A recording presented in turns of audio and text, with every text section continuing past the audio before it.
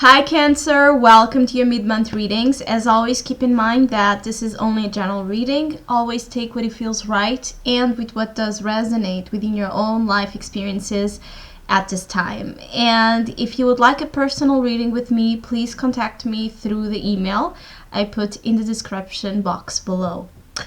So Cancer, I feel that during this mid-month, some of you are studying your options forward. I feel that some of you will have a lot of your focus into change for the better, and most of all, change in terms of scenarios. I feel that some of you are tired of the direction certain aspects of your life is taking, and you want to inject more life into things. You want to shake them up and bring certain elements to life, things that you feel are too sad or too stagnant, stalling, sulking, moping around. I feel that some of you will really want to turn the page on that and be more thorough, more dedicated towards putting creativity, passion, focus into what you want to conquer. Some of you are in this passive aggressive energy. Some of you have you're still dealing with some sadness or sorrow over things you have lost. It feels that some of it could be losses over the years, losses over time that obviously take a toll on our emotional availability to certain new elements that want to come in when we lose people, when we lose our expectations, when we lose dreams, when we lose ourselves even in the process. Naturally, this causes some difficulty to then be open to change.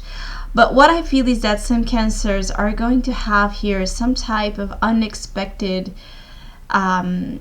it's like an unexpected energy of spring.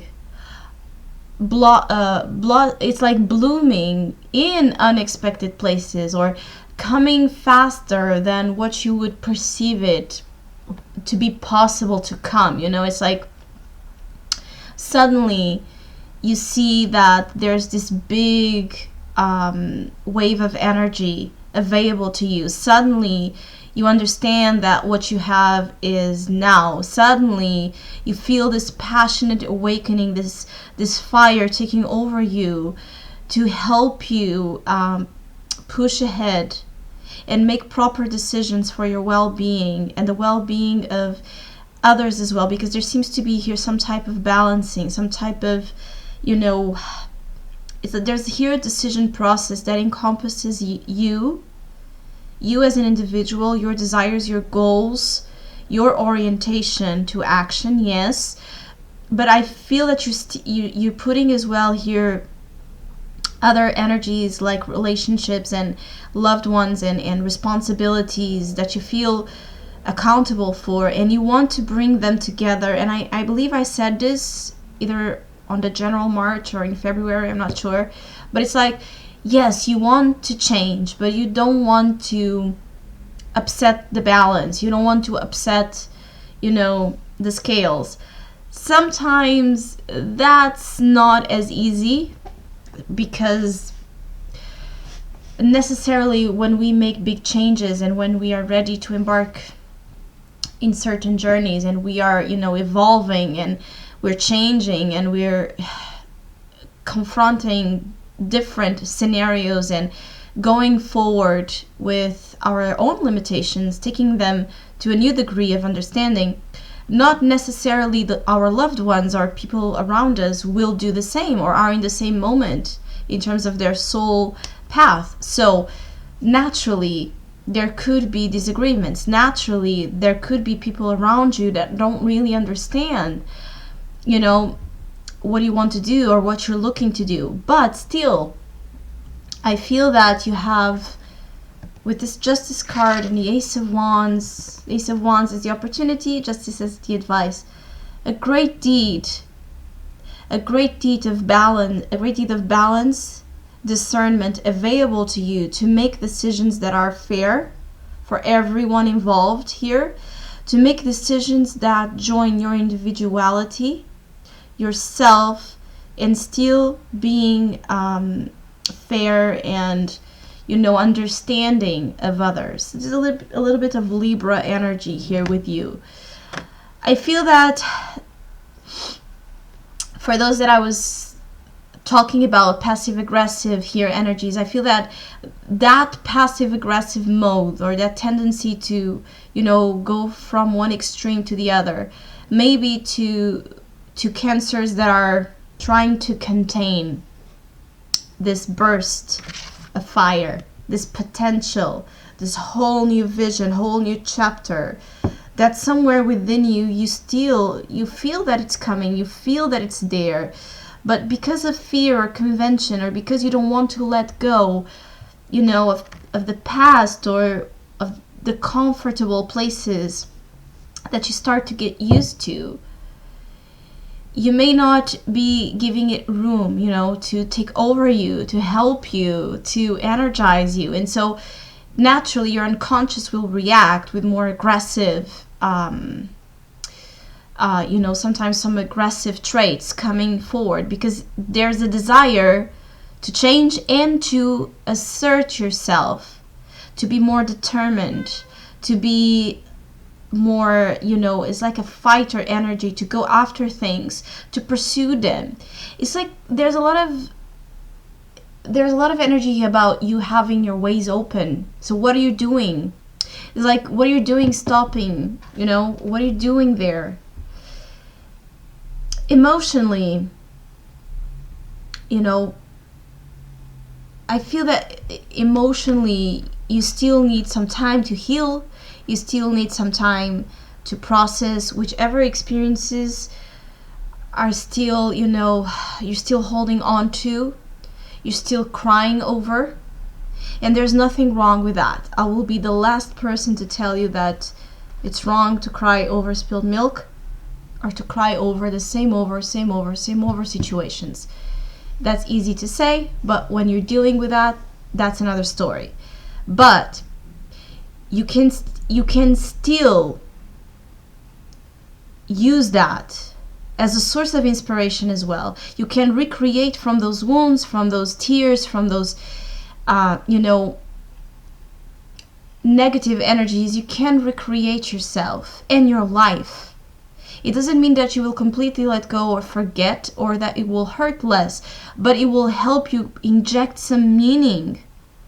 It will help you see that yes, you are hurting, but there's other people around you that are as well hurting, that are as well, you know, losing things. And so it may help you put things into perspective, to not be so bottled up in your bubble, in your... It's like some of you may even be suffering in silence and trying to pretend that you're all, you know, cool and collected about a situation that deep down is hurting. I feel that some of you also still want to change the past, or desire that you could change the past. And maybe you could change the past, not in terms of time, but in terms of this new vision, this new perception that you can inject on it. So instead of defining you negatively, it can be like this fuel, you know, to help you fly, to help you experience new things. And it doesn't need to...